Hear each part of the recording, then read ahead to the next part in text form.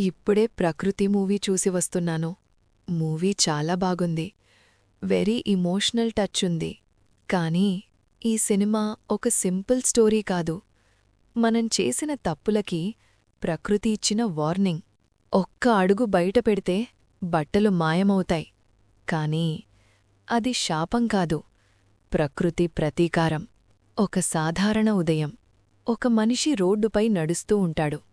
అతని బట్టలు మాయమవుతాయి.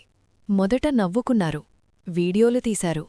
కాని మరుసటి రోజు ప్రపంచమంతా ఇదే జరిగింది. ఇంటి బయటకి అడుగు పెట్టగానే బట్టలు కనిపించకుండా పోతున్నాయి. రోడ్లు ఖాళీ, ఆఫీసులు మూసివేత, ప్రజలు భయంతో వణుకుతున్నారు. అర్జున్ ఒక సాధారణ వ్యక్తి. అతని చెల్లి అడిగింది, అన్నా, మనం బయటికి ఎప్పుడు వెళ్తాం? అర్జున్ దగ్గర సమాధానం లేదు. ఒకరోజు అర్జున్ నిర్ణయం తీసుకున్నాడు. బ్యాగ్లో బట్టలు వేసుకుని బయటికి వెళ్లాడు. ఒకటి మాయం, రెండోది మాయం, మూడోది కూడా మాయం. అతనాలోచించాడు, ఇది బట్టల సమస్యనా? ఒక నల్ల కవర్ తీసుకుని శరీరానికి కప్పుకున్నాడు. ఈసారి అది మాయం కాలేదు. అర్జున్ అడవిలోకి వెళ్లాడు. చుట్టూ నిశ్శబ్దం, గాలి శబ్దం, టక్ టక్ టక్.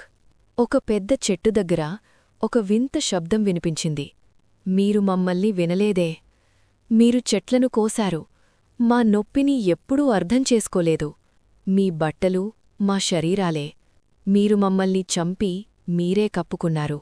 అర్జున్ కళ్లలో నీళ్లు. క్షమించండి. ఇది ఎలా ఆపాలి? మమ్మల్ని కాపాడండి. మేము మిమ్మల్ని కాపాడతాం. ప్రపంచం మెల్లగా మారింది.